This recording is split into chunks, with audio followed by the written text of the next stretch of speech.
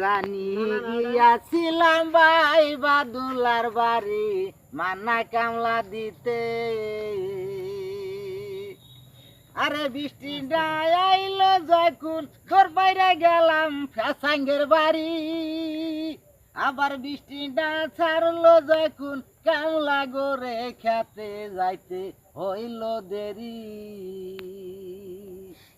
আরে খাওয়ার বেলায় ঠন ঠোনা ঠোন আন্দা তুইছে মেন্দা খিচুড়ি। তাহার ভিতরে গোস্ত মাংস কিছুই ছিল না, খালি হাড্ডি জাল কইরা থইছে। ওরে দুধ কোমল ভাই বগলে ছিল, দুল্লা কইরা দুধ দিছিল। আরে দুধ কোমল ভাই বগলে ছিল, করং কইরা দুধ দিছিল।